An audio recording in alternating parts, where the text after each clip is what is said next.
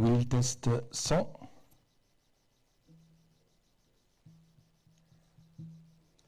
Salut. Ah, Bonjour Jean-Bernard. t'as bu le café aujourd'hui. T'as bu le café. Ah ouais. C'est bon Thierry?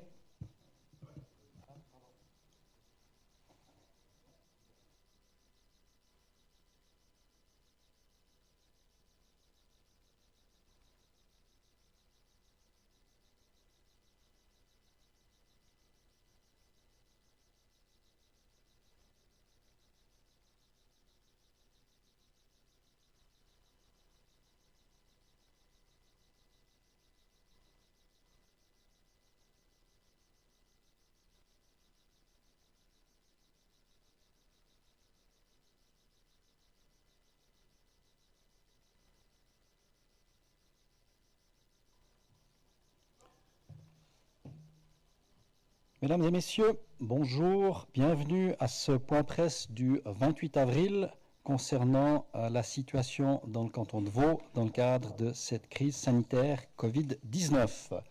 Pour ce point presse, je suis accompagné du médecin cantonal, le docteur Karim Boubaker, et du chef de l'état-major cantonal de conduite, monsieur Denis Froidevaux. Pour démarrer ce point presse, je passe directement la parole au médecin cantonal. Voilà, mesdames et messieurs les représentants de la presse, aujourd'hui on va faire un point après ce week-end sur la situation épidémiologique, puis ensuite on abordera une ou deux questions en lien avec le matériel de protection. Donc sur cette fameuse courbe dite épidémique sur laquelle on a toujours le nombre de cas confirmés positifs cumulés, on voit que le canton de Vaud cumule 5227 cas jusqu'à ce jour. Je rappelle, je pense que c'est toujours important de le rappeler, que ce sont les personnes qui viennent se faire tester et que selon nos recommandations et jusqu'à il y a encore une semaine, on ne recommandait qu'aux personnes qui étaient à risque de venir se faire tester. Lors de la dernière conférence de presse, Madame la conseillère d'État Ruiz a rappelé que les recommandations de l'OFSP ont changé en termes de critères pour se faire tester. Et c'est important encore de le rappeler. À l'heure actuelle, les recommandations sont que toute personne qui présente des symptômes qui sont généralement des symptômes respiratoires, des symptômes de fièvre, des symptômes aussi du trouble du goût et de l'odorat, comme ça a été reconnu dans la littérature, toutes ces personnes peuvent venir se faire tester dans nos centres de diagnostic, comme on dit. Ça nous aide également en termes de gestion de l'épidémie, dans le sens où on a recommencé, on en parlera tout à l'heure, on a réactivé un certain nombre de moyens pour faire ce que nous appelons de la gestion des contacts. Donc, une courbe du nombre de cas qui est toujours une courbe assez plate, hein, ça veut dire qu'on a très peu de nouveaux cas chaque jour, et on est dans cette phase de tranquillité par rapport au développement de l'épidémie dans notre canton, tout en sachant qu'une bonne partie est la responsabilité en lien avec cette courbe et bien évidemment ce semi-confinement que la population a appliqué de manière assez stricte ces dernières semaines. La courbe des incidences, donc toujours ça c'est le nombre de nouveaux cas rapportés à la population, à 100 000 habitants d'une population par tranche d'âge, et on voit que cette fois les courbes se sont à peu près rejointes, donc ça explique bien pourquoi à l'heure actuelle on a très peu de nouveaux cas. Sur la courbe suivante, ce sont les hospitalisations. On a à l'heure actuelle un peu moins de 200 hospitalisations, avec un tout petit plateau ces 4 derniers jours, mais ce plateau, à l'heure actuelle, ne s'explique pas par une réaugmentation du nombre de situations qui sont admises à l'hôpital. On est plutôt dans une situation où on vit des durées d'hospitalisation peut-être un tout petit peu plus longues par rapport à certaines situations. Et ça se manifeste également sur cette courbe par une stabilité dans la diminution du nombre de cas de personnes qui sont hospitalisées aux soins intensifs. On est en dessous de 40 personnes hospitalisées aux soins intensifs, dont la moitié environ au CHUV et l'autre moitié dans nos hôpitaux régionaux. Le nombre de décès, je crois qu'il faut toujours parler des décès. On voit que cette courbe, en tout cas cette le nombre de cas diminue régulièrement avec parfois un pic comme ça aux environs d'une dizaine, un tout petit peu plus d'une dizaine de décès annoncés un jour. Là, on est dans ce qu'on appelle un effet d'annonce, mais on voit que si on lit cette courbe, on est dans une courbe descendante, donc le canton déclare maintenant moins de, je dirais, 6 à 4 décès chaque jour. Sur le plan des décès cumulés, on est à plus de 350, 364 décès cumulés.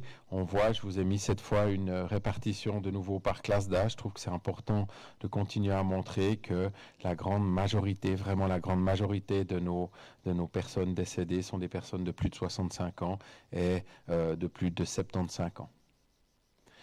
Sur le plan du nombre de nouveaux cas confirmés dans nos établissements médico-sociaux ou établissements dits psychiatriques, les EPSM, on voit là aussi qu'on a une diminution progressive du nombre de nouveaux cas qui sont enregistrés. Là, nous sommes dans les cas donc confirmés par un test par frottis et les cas probables qui présentent des symptômes. Si on regarde la courbe suivante qui montre finalement le nombre de personnes qui sont actuellement dans notre système, dans nos EMS, on a un peu plus de 200 personnes, 220 personnes avec une courbe qui est progressivement en diminution. Ce qui est aussi important de voir, c'est qu'on est passé d'un taux de 30% de nos EMS qui étaient touchés. On est maintenant à un quart de nos EMS qui sont touchés, donc on est descendu à moins de 25%. C'est la preuve que finalement les mesures qui ont été prises dans les EMS par le personnel, par la gestion, la direction, les médecins d'EMS portent leurs fruits dans cette situation auprès de nos personnes les plus vulnérables. Voilà. Au-delà des aspects épidémiologiques qu'on traite à chaque fois, j'avais le souhait de partager maintenant quelques points avec vous concernant les points d'attention qu'on a au niveau des aspects sanitaires. Donc, on va beaucoup parler ces temps et on a beaucoup parlé du concept d'approvisionnement de masques en général. Je crois que ce qui est important de savoir, c'est qu'on est en train également de changer le concept d'approvisionnement et de matériel de protection pour le personnel de santé. Donc, on est en train d'essayer de faire en sorte d'être dans une phase transitoire. On voit que le personnel sanitaire, que sont les médecins en cabinet, les physiothérapeutes, toute cette médecine ambulatoire qui reprend progressivement, a besoin de pouvoir s'approvisionner en masques par rapport au respect des mesures d'hygiène de la Confédération ou de leur fêtière. Et dans ce contexte, par rapport aux institutions, nous sommes en train de continuer à alimenter le marché tout en faisant attention à ne pas être concurrentiel par rapport à un commerce qui essaye également de reprendre progressivement. Et ce qui est important de dire, c'est que l'approvisionnement des professionnels de la santé ces prochains jours passera principalement à travers nos pharmacies.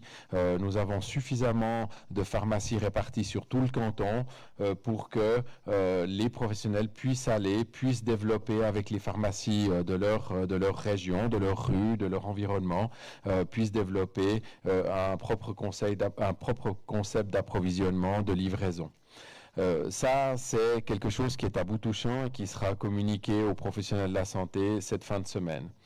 Ce qui est important aussi, c'est qu'on est en travaux, et ça, on le voit aussi beaucoup, c'est repris ces derniers temps beaucoup dans les journaux. On voit que tous les cantons travaillent à leur concept de gestion des contacts. Je le disais tout à l'heure, c'est devenu quelque chose qui est de nouveau une mesure de santé publique afin d'éviter que s'il y a une deuxième vague, que cette deuxième vague soit très importante. Donc, sachez que ces mesures de gestion des contacts ont été poursuivies auprès des personnes qui étaient diagnostiquées positives durant toute la période. On est en train de les renforcer, comme dans tous les cantons, pour essayer de sortir des contacts habituels des personnes et élargir à toutes les personnes qui passeraient plus que 15 minutes, comme on le dit régulièrement, à moins de 2 mètres d'une personne, afin de progressivement réaugmenter cette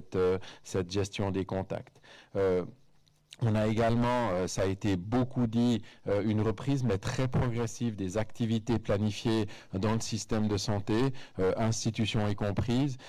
Ça ne peut pas se faire du jour au lendemain, c'est que ce sont des mesures finalement qui prennent du temps, parce que ces mesures sont soumises au respect et au bon respect de tous les aspects HPCI, donc prévention et contrôle de l'infection dans les établissements. Donc on ne peut pas du jour au lendemain débuter comme ça, redébuter une activité. Donc là, il y a eu beaucoup de discussions, il y a beaucoup, je dirais, d'échanges entre les professionnels de la protection et les directions des établissements afin que ces reprises d'activités planifiées puissent se faire dans les meilleures conditions possibles. On répète et on continuera à répéter que les cabinets médicaux sont à disposition des patients, que les patients ne doivent pas hésiter à appeler, que les cabinets se sont organisés afin de faire en sorte que si ils reçoivent des patients pour plein d'autres raisons que les patients qui souffrent de ce Covid-19 puissent être pris en charge avec le bon degré de protection et n'attrapent pas cette maladie lors de consultations. Donc là, on a de très bonnes relations avec le système de soins afin que les patients puissent vraiment retourner dans le système de soins. Et puis, on a un dernier point qui nous tient à cœur, c'est le point finalement de la reprise d'activités professionnelles par des personnes qui sont des travailleurs et des travailleuses qui sont dans la catégorie des personnes à risque. On voit là que le SECO a donné un certain nombre d'informations, mais on voit que pratiquement c'est compliqué de gérer cette situation. Et là, on est en train de travailler avec une surtout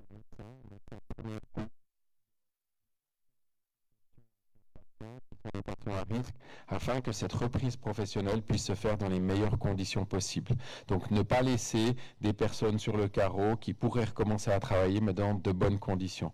Voilà, ça ce sont les points essentiels sur lesquels on est en train de travailler. Encore un petit rappel sur le port du masque de soins. Je pense que c'est très très important vu que tout le monde s'inquiète à l'heure actuelle de faut-il ou non porter un masque, si on le porte, est-ce qu'on le porte bien. Donc il y a des recommandations qui existent.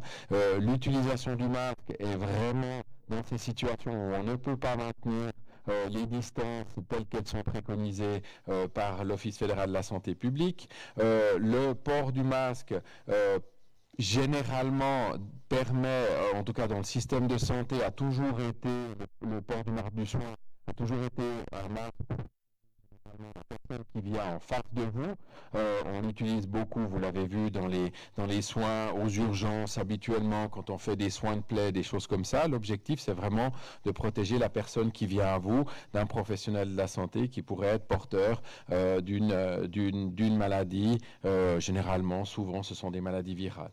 Pour qu'on ait une bonne protection au niveau du visage, on doit choisir un masque qui est vraiment adapté, généralement, à la forme de son visage, adapté et bien mis de telle manière à ce qu'il protège dans les deux sens. Les recommandations du port de masque, je ne vais pas passer à travers chaque recommandation. Je crois que ce qui est important, c'est de dire que ces recommandations, on les trouve, et c'est la diapositive suivante, on les trouve sur le site HPCI, sous l'adresse qui est mentionnée ici, où il y a vraiment une bonne recommandation d'utilisation du port du masque, avec des explications et même des vidéos. Donc dans ce contexte, c'est vraiment, moi j'appelle à tout le monde, avant de mettre un masque, parce que c'est vrai qu'on voit vraiment de tout à l'heure actuelle dans l'utilisation du masque, les autorités sanitaires nous appelons à ce que les gens se renseignent, aillent regarder sur ces différents sites, afin de bien comprendre l'importance de la mise en place d'un masque, de comment est-ce qu'on l'enlève, comment est-ce qu'on l'utilise, combien de temps est-ce qu'on l'utilise,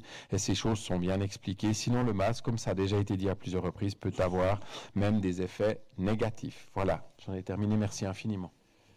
Merci au docteur Boubaker. Pour la suite de ce point de presse et des présentations, je passe la parole au chef de l'MCC, Denis Froidevaux. Merci. Bonjour mesdames, bonjour messieurs. Je vais essayer de vous faire un topo de ce qui se passe depuis maintenant près de 50 jours dans ce dispositif de semi-confinement qui a fait l'objet de mesures d'allègement Il ne s'agit pas d'une rupture du concept, il s'agit bel et bien de mesures qui ont pris leur effet hier. On continue donc bon gré mal gré à faire fonctionner ce dispositif dit de semi-confinement qui reste valable avec, je le rappelle, quelques standards qui doivent être respectés.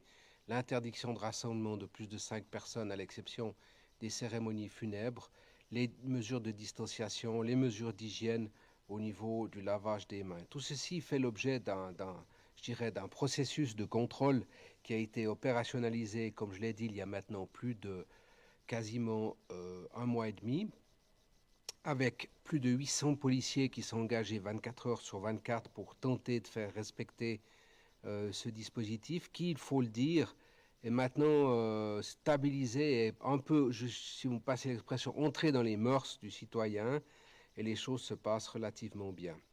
Au niveau de la protection civile, on est quasiment à bout touchant de la fin de l'engagement dans le milieu hospitalier. Donc ici, on applique un principe très simple qui est celui de la subsidiarité, les hôpitaux étant à même de reprendre pour la majorité d'entre eux leur activité normale de manière progressive. Il est temps d'enlever ces moyens de protection civile puisque théoriquement les hôpitaux peuvent reprendre les tâches qui étaient attribuées à cette organisation. Pour ce qui est des MS, le processus de soutien et d'engagement de la protection civile continuera tant et aussi longtemps qu'il sera nécessaire. Le médecin cantonal a présenté les chiffres de la diminution du nombre d'établissements médico-sociaux et autres lieux d'accueil infectés. Ça veut dire que là aussi, on espère que d'ici la fin du mois de mai, on pourra considérablement alléger ce dispositif. Le reste, évidemment, c'est des hommes et c'est des femmes qui, au quotidien, travaillent pour que les services essentiels de la société, hormis le domaine de la santé et hormis d'autres cas qui ne figurent pas sur ce slide, puissent fonctionner. Pour ce qui est de l'engagement militaire, il est toujours également en cours avec 85 soldats qui sont, eux, essentiellement en soutien du domaine hospitalier. On verra là aussi à quel rythme et selon quel processus le désengagement pourra s'opérer selon la réalité du terrain, parce que c'est la réalité du terrain qui prime. En matière de dénonciation, je l'ai déjà dit et redit, une dénonciation est une dénonciation de trop. Malheureusement, quand il faut procéder à celle-ci, nous le faisons, bien évidemment. Et on voit que depuis le début de l'opération semi-confinement, on a dépassé les 3000 amendes d'ordre. On frise les 600 dénonciations au ministère public et puis 286 infractions au règlement général de police, avec une augmentation des nuisances sonores. Il semble que tant du côté de ceux qui font le bruit que ceux qui doivent le supporter, il y ait de plus en plus, je dirais, de problèmes et de compréhension mutuelle, ce qui conduit à ces dénonciations. On peut aussi relever que, contrairement à ce qu'ont vécu d'autres pays, les violences domestiques sont restées parfaitement stables. Dans le canton de Vaud, il n'y a aucune augmentation significative et ça, c'est un élément réjouissant. Ce qui s'est passé durant le week-end, juste avant ce day after the shutdown, si vous me passez l'expression, la situation dans le canton était assez calme, il faut le dire. C'est pour ça que je dis que ce dispositif de semi-confinement est à quelque part rentré dans les mœurs. Et alors, on a assisté par contre depuis hier, ça a largement déjà été relaté, à une ruée dans les magasins de bricolage, les jardineries, les do-it, les pépinières, enfin, utiliser toute la terminologie qui semble adéquate. Et on a vraiment là vu la recherche d'une compensation de cette frustration qui existait depuis des semaines et des semaines chez nos concitoyennes et nos concitoyens, celle de pouvoir acheter des plantes, des fleurs, des plantons, des graines pour suivre le rythme du printemps. Il faut aussi dire que les exploitants ont parfaitement assumé leurs responsabilités, ont appliqué les règles sur lesquelles je reviendrai tout à l'heure en matière d'hygiène émise par l'OFSP. Il y a eu vraiment un gros effort pour tenter de limiter les contacts et de faire respecter les distances et les normes d'hygiène. Il faut aussi bien ici dire qu'à l'impossible, nul n'est tenu, et forcément qu'il y a eu quelques situations où il a fallu corriger le tir, mais dans les grandes lignes, tout le monde a parfaitement joué le jeu. Les McDrive ont été pris d'assaut, ça c'est un signe, alors je laisse à chacun l'interprétation de le faire, mais c'est quand même assez surprenant de voir 1h30, voire 2 heures de queue en voiture pour les acheter un Big Mac, ma foi, il faut prendre acte et ça montre aussi qu'il y avait là une très grande frustration chez les concitoyennes et les concitoyens de ce canton. Pour ce qui concerne les masques protection et dans le droite ligne de ce qu'a dit le médecin cantonal, j'aimerais aussi dire que nous avons mis en place un système qui permet à toutes les entreprises, à tous les secteurs d'activité qui ont repris leur activité ce lundi ou qui vont la reprendre dans les prochains jours ou les prochaines semaines et qui ne trouveraient pas de solution auprès de la grande distribution, ils peuvent faire des commandes sur le site de l'État de Vaud dont vous avez l'adresse ici et on fournira des masques à titre, je dirais, subsidiaire pendant un laps de temps limité, tant et aussi longtemps que la grande distribution ne serait pas en mesure de les fournir. Il s'agit là d'une décision du Conseil d'État. Comme le Conseil d'État a décidé, dans l'hypothèse où les grands distributeurs ne trouveraient pas les stocks de masques nécessaires sur le marché, que l'État pourrait les acquérir pour ensuite les revendre aux distributeurs qui assumeraient leur mise à disposition du grand public. Pour ce qui concerne la reprise des activités de l'administration cantonale, des administrations communales, la reprise des activités des administrations communales et l'ouverture des guichets est placée sous la responsabilité des municipalités, bien évidemment, ainsi que des entités parapubliques. Là aussi, on a mis en place un concept général de distribution de matériel et d'équipements de protection individuelle.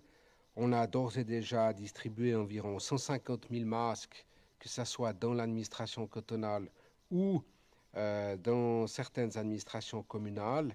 Et là, on sait que on avait un problème de stock de liquide hydroalcoolique qui va être réglé. Nous pourrons aussi là distribuer plusieurs centaines de litres de ce liquide dans les prochaines semaines. Selon un sondage qu'on a fait, on a environ 2500 collaborateurs des administrations communales qui doivent faire l'objet d'équipements de masques. Donc, voyez, si vous comptez 2 masques par jour, ça fait environ 5000 masques jour pour les administrations communales, sachant que certaines communes n'ont pas répondu à notre demande de sondage pour essayer de quantifier, de cuber la consommation quotidienne. On se tient prêt, évidemment, aussi en fonction des décisions qui vont être prises par rapport à la reprise de l'école et des règles du port du masque qui seraient fixées. On se tient prêt aussi à fournir les dotations nécessaires pour permettre ce démarrage le 11 mai dans les meilleures conditions possibles.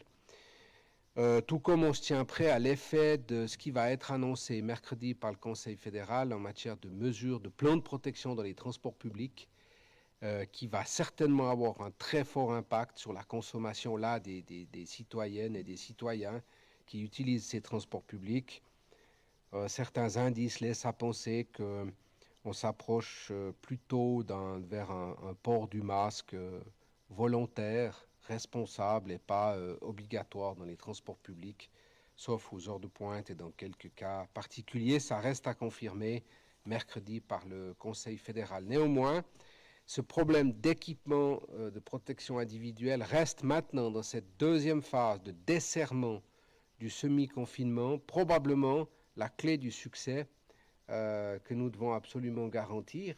D'abord, il y a évidemment la responsabilité individuelle de porter ces équipements, mais il revient aussi à l'État, pris dans sa définition large, de tout mettre en œuvre pour que ces matériels et ces équipements soient disponibles, tant pour ces agents de l'État que pour la population, dans la mesure où, comme je l'ai dit, la grande distribution ne serait pas en mesure de fournir ces équipements. Pour ce qui est de la reprise des activités, vous avez ici 2 documents qui ont été émis par l'OFSP qui sont d'une simplicité absolue, et la simplicité est souvent le signe de la perfection. Eh bien, vous voyez qu'il y a un certain nombre d'éléments sur celui de droite sur le slide, la liste de contrôle pour la réouverture de gauche, pardon, pour la réouverture de mon enseigne. Ça, c'est une checklist que doit remplir le coiffeur, la boutique de manucure ou d'autres. Et si l'ensemble des réponses sont dans le vert, ça veut dire que le commerce peut ouvrir. Donc, on a fait beaucoup de science sur les plans de protection chez ces prestataires de services, mais finalement, c'est des mesures simples à mettre en œuvre de manière pragmatique et rigoureuse, et les choses se passeront parfaitement. Et puis à droite, une affichette qui est une adaptation en fait de ce qui doit être appliqué dans ces lieux de service.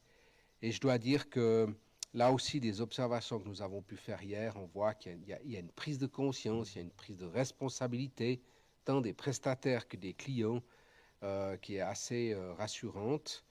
Et des contrôles seront opérés. Ils le seront par les inspecteurs du travail, puisqu'il s'agit d'un problème d'abord et avant tout de santé et sécurité au travail. Donc vous allez avoir en matière de contrôle la poursuite de la task force pour les contrôles sur les chantiers, puisque les règles qui ont été dictées pour les chantiers demeurent valables. Vous allez avoir la task force police du commerce, placée sous la responsabilité de la police cantonale du commerce, qui va aller faire les contrôles dans les commerces avec priorité, et j'insiste là-dessus, sur les mesures d'hygiène édictées par l'OFSP. Et puis vous allez avoir les contrôles opérés par les inspecteurs du travail dans les lieux de service, comme par exemple coiffeur, manucure, toiletteur pour chiens, et j'en passe, et des meilleurs, alors que tout ce qui concerne les contrôles dans les lieux médicaux qui font l'objet d'une autorisation du médecin cantonal, c'est l'affaire du médecin cantonal que d'opérer si les mesures sont prises. J'aimerais aussi signaler que petit à petit, la vie va reprendre cours également par rapport aux aspects contraignants.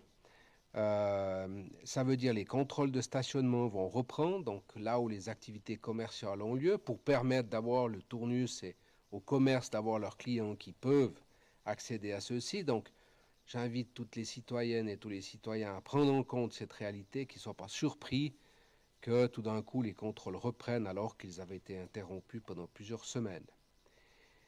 Il faut aussi dire que la police, évidemment, continuera à veiller au respect, comme je l'ai dit, dans les commerces et l'espace public. Ça, c'est déjà dit. La réouverture des campings, bonne nouvelle, puisque, bon, pas aujourd'hui, mais le beau temps est de retour. Et ceci, donc, permettra aux campings saisonniers de rouvrir dès le 30 avril. Là, j'invite les exploitants des campings à consulter les FAQ sur le site de l'État de Vaud, avec les règles qui doivent être respectées pour exploiter ces campings.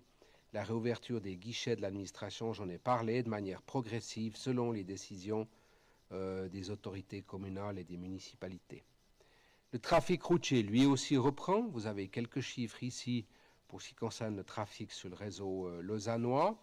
Et puis, sur le réseau cantonal, vous avez aussi une reprise du trafic. Ce qui est intéressant, c'est de prendre l'exemple de la H144 à Rennes, où vous voyez que le trafic, le lundi 27 avril, était 61% supérieur à la charge de trafic enregistrée le lundi de la semaine 13, qui était la semaine la moins chargée. C'est vous dire l'augmentation, la remise en route de l'activité de la société, elle est perceptible de manière tout à fait significative. Et si elle est perceptible de manière significative, ça implique aussi de rappeler une fois encore qu'on est dans un dispositif qui doit faire respecter les mesures de distance sociale, la limitation des rassemblements à 5 personnes et les mesures d'hygiène des mains. Il en va du succès de cette phase de desserrement, phase qui devrait d'ailleurs se compléter mercredi par les décisions qui vont tomber par le Conseil fédéral. On pense les décisions relatives à l'ouverture des écoles, sur les processus et les mesures qui seront prises, les transports publics, les activités sportives, peut-être l'ouverture de certains commerces. Donc là, on attend évidemment les dernières informations. Je rappelle aussi que les hotlines sont toujours en place et qu'il faut que la population n'hésite pas à en faire usage, n'hésite pas à aller chercher les informations si elle ne les trouve pas sur les sites des FAQ. Et surtout qu'elle n'appelle pas les numéros d'appel d'urgence qui figurent au bas de ce slide, numéros d'appel d'urgence qui demeurent réservés, évidemment, comme leur nom l'indique, aux situations d'urgence. Les FAQ, j'en ai parlé, et donc, ce slide-là ne change pas dans le fond, dans toute la mesure du possible, et sous réserve que vous n'ayez pas l'obligation de vous déplacer, d'aller travailler, rester tant que faire se peut à la maison. Cette phase de déconfinement du 27 avril est très partielle. Elle sera complétée à partir du 11 mai. et il en va du succès de tous les sacrifices que nous avons consentis jusqu'à aujourd'hui. Merci beaucoup. Merci, M. Froidevaux, pour toutes ces explications. On passe maintenant à la partie des questions et je donne la parole à la salle s'il y a des questions. Oui, M. Besson. Pour M. Froidevaux, les effectifs, est-ce que vous pouvez nous dire quelque chose sur les effectifs à disposition pour les contrôles, hormis, je crois que ça avait été mentionné pour les chantiers, mais pour les autres, les inspecteurs du travail, ou bien ceux qui vont aller dans les commerces, etc. Combien de gens sont à disposition à peu près pour faire respecter ces mesures? Le commerce, c'est plus de 25 personnes. C'est la police du commerce cantonale avec laquelle on a adjoint les polices du commerce régional et communal. Et là, je tiens à remercier les autorités qui ont mis à disposition ces ressources. Et pour les contrôles en matière d'inspecteurs du travail, on est en train de mettre en place le dispositif. Il a été définitivement calibré hier. Et donc, l'organisation définitive sera présentée ce vendredi par le chef du département de l'économie. Dans l'intervalle, on cherche évidemment à mutualiser un maximum de moyens pour rendre ces organes de contrôle aussi efficaces que possible. Ce qu'on peut d'ores et déjà dire, c'est qu'on fera des contrôles par sondage. Et puis évidemment, on devra faire les contrôles s'il y a des dénonciations, que ce soit de la part de clients ou de la part d'autres personnes. On va d'abord, dans cette première semaine, faire le focus sur ces aspects-là. Ça sera des amendes, ça sera des choses comme ça. Là. Absolument, c'est avertissement. Mise en conformité du plan de protection édicté par l'OFSP ou par la branche, puisqu'il y a des métiers de service qui ont une branche faîtière. Et dans l'éventualité où il y a non-opération à ces mesures de correction, ça peut aller jusqu'à la fermeture. Le Conseil d'État a donné au chef du département de l'économie la compétence décisionnelle de faire fermer les commerces et les métiers de service qui ne respecteraient pas les directives. Ceci après avertissement est mis en demeure d'être conforme. Merci. D'autres questions dans la salle?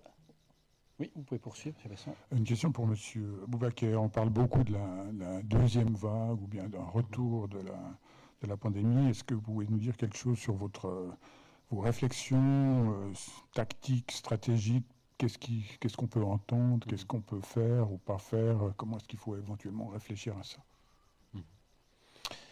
La première chose, je pense, qui est importante de dire, c'est que même si on vous présente des courbes qui montrent qu'à l'heure actuelle, on a peu de cas diagnostiqués chaque jour positifs, ça n'est pas, dans le fond, une photographie de la réalité de ce qui se passe dans la population. Hein. Tous les pays, toutes les autorités sanitaires l'ont dit. À l'heure actuelle, on diagnostique, pour un cas qu'on diagnostique, on en a peut-être 10, 15, voire plus, qui finalement développent des symptômes dans la population et qui ne viennent pas se faire tester. D'où finalement ces chiffres de ce qu'on appelle séroprévalence qui vont progressivement augmenter ces prochains temps. Maintenant, je dirais le point d'attention qu'on a à l'heure actuelle, c'est de ne pas louper le début de quelque chose, à savoir qu'on est dans une situation où on observe un certain nombre de choses, mais s'il devait y avoir une augmentation du nombre de nouvelles situations dans la population, il faudrait peut-être un certain temps pour qu'on puisse l'observer. Ça se manifeste pas forcément par des gens qui viennent se faire tester, malgré les recommandations de l'OFSP. On risque quand même d'avoir des personnes qui disent « Ah ben je reste à la maison, je me mets en isolement, de toute façon, la probabilité que ce soit ça, elle est élevée, donc j'ai pas besoin d'une consultation médicale, etc. » Donc nous, notre travail, c'est de faire en sorte que les gens viennent se faire tester pour qu'on puisse avoir ce seuil de sensibilité à une réaugmentation. À partir de quand elle peut avoir lieu? Je pense qu'actuellement on est dans un semi-confinement que les gens ont pratiqué de manière assez assidue. On va commencer avec la stratégie du Conseil fédéral à libérer progressivement des secteurs d'activité. Donc si quelque chose devait se passer, ça ne se passera pas demain. Ça se passera probablement dans quelques semaines. On pourrait observer une augmentation du nombre de cas si on a un système qui est assez sensible. Et on travaille maintenant travaillant beaucoup aussi avec la Confédération pour essayer de faire en sorte que ce système soit sensible. Et puis, combien de temps ça pourrait durer? Est-ce qu'on a une deuxième vague? Est-ce qu'on a des vaguelettes, etc.? Ça, personne ne le sait actuellement. Ça dépendra de la manière dont les gens, dont les personnes, dont la population continue à appliquer les recommandations malgré la reprise d'une activité, je dirais sociale, d'une activité professionnelle.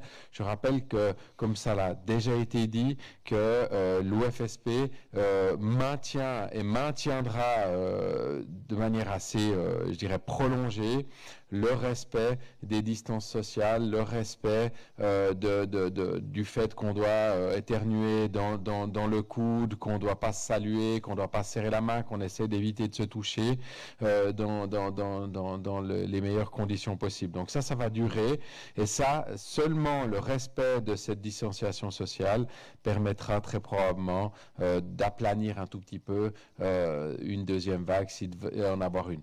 Le dernier point, c'est qu'on n'est pas les seuls à vivre ça, et comme vous l'avez déjà vu, on va observer ce qui se passe dans d'autres pays. Je rappelle qu'on avait beaucoup tiré d'expérience de ce qui se passait en Italie. On tirera des expériences de ce qui se passe dans d'autres pays. On sera peut-être, nous, un pays peut-être en avance là-dessus, on verra. Je crois que la santé publique, là, elle apprend un peu au fur et à mesure. Voilà. Merci pour ces précisions. On a une question spécifique. Complément. J'ai vu au HUG qui gardait, je crois, 130 lits à disposition, etc. Est-ce qu'on a la même chose au CHU éventuellement? Alors, en fait, on a la même chose dans tout le système de santé. Je rappelle que c'est vrai que pour Genève, ils ont un grand hôpital, une ou deux cliniques, donc ils n'ont pas un système de santé extensible. Nous avons dans le canton de Vaud un système de santé avec plusieurs hôpitaux régionaux de qualité, l'hôpital universitaire. Donc nous, ce que nous faisons à l'heure actuelle, c'est de travailler avec nos partenaires du système hospitalier afin qu'ils puissent en même temps reprendre cette activité, que cette activité ne soit pas génératrice, par exemple, de soins intensifs de manière trop exponentielle. On sait que certaines opérations vont nécessiter un passage obligatoire aux soins intensifs, donc on fait très attention à que cette reprise de l'électif ne touche pas trop les soins intensifs, mais comme on l'a déjà vu, le système de santé vaudois n'a pas été mis sous tension d'un point de vue nombre de lits nécessaires durant cette première phase, donc on ne va pas réserver un nombre de lits donné, mais on va garder une souplesse du système qui permettra, le cas échéant, de réadmettre ce que nous ne le souhaitons pas, vraiment de réadmettre un nombre en augmentation d'hospitalisation, que ce soit en soins aigus ou aux soins intensifs. Merci. Une question qui nous a été posée en ligne, spécifique concernant les personnes sourdes qui ne trouvent pas facilement de masques transparents sur le marché pour que les pharmaciens, les médecins, les employés d'administration puissent en porter pour leur parler et donc que les sourds puissent lire sur les lèvres. Est-ce que les autorités ont des solutions par rapport à ça? Alors, je vais peut-être reprendre d'un point de vue général. Je pense que cette question qu'évoquent, je dirais, toutes les personnes qui aident et qui accompagnent ce handicap qu'est la surdité, disons. Je pense que les personnes sourdes sont souvent victimes dans ce type de situation. On a aussi beaucoup discuté avec les représentants de ces personnes autour de la prévention. La prévention est souvent une prévention qui est radioportée, et lorsque elle est radioportée, elle est souvent elle est mal comprise, mal entendue par les personnes sourdes. Et c'est vrai qu'à l'heure actuelle, cette question des masques et de l'utilisation d'un masque face à quelqu'un qui est sourd va poser des problèmes. C'est vrai que j'entends pour la première fois qu'il existe des masques transparents pour les personnes qui devraient pouvoir, par exemple, examiner une personne sourde et permettre la lecture sur les lèvres, si je comprends bien. Et dans ce contexte, je pense que les soignants qui seront confrontés à ça ne vont pas accéder facilement à ce type de matériel. Donc, on va préconiser dans ce type de situation des moments dédiés à la parole et à l'échange d'échange et ces moments devront faire l'objet d'une distance vraiment respectable. Et puis les moments où le contact devra se faire dans le cadre d'une consultation, par exemple, où on doit faire un examen clinique, là le professionnel de la santé portera un masque à ce moment-là. On doit faire très attention à l'utilisation de ce qu'on appelle des visières, parce que dans ce qu'on vous a présenté tout à l'heure, on parle de masques visières. Ce sont des masques qui ont de manière intégrée une visière. À savoir, ce sont des masques qui permettent en même temps de couvrir la notion de masque et la notion de lunettes de protection qu'on utilise en médecine dans certaines situations. Ces visières qu'on voit à l'heure actuelle apparaître sur les réseaux sociaux par rapport à des fabrications un peu automatisées avec des imprimantes 3D ne remplacent en aucun cas un masque de protection qui épouse le tour du visage et qui permet quelque part de bien protéger toutes je dirais les projections dans un sens ou dans un autre. Les visières, on sait que je veux dire, elles ne protègent pas le visage de la personne de la même manière. Ça peut passer de côté, ça peut passer en dessous. Néanmoins, ça pourrait être une solution, l'utilisation de visières, dans des cas particuliers par rapport aux personnes sourdes. Mais je prends ici la question, je pense que c'est une question importante par rapport à l'approvisionnement en matériel qui pourrait être utilisé pour des personnes malentendantes. Merci pour ces précisions. Il y a beaucoup de questions qui sont posées en ligne, bien entendu, concernant la reprise de l'école pour le 11 mai. Nous n'allons pas y répondre maintenant. Le Conseil fédéral, dans sa conférence de presse de demain, donnera les lignes directrices. Et pour le canton de Vaud, la chef du département Formation, Jeunesse et Culture, Mme Cesla Marel, tiendra une conférence de presse dans cette salle jeudi prochain, qui sera aussi diffusée. Et vous aurez toutes les réponses à vos questions concernant la reprise de l'école à ce moment-là. Il y a peut-être encore une question dans la salle. 9h. Jeudi 9h, mais ça vous sera confirmé encore par l'envoi de l'invitation.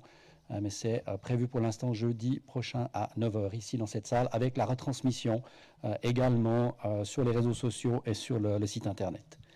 Est-ce qu'il y a une autre question, soit en ligne, soit dans la salle? Si ce n'est pas le cas, je vous remercie d'avoir suivi ce point presse et vous souhaite une bonne fin d'après-midi.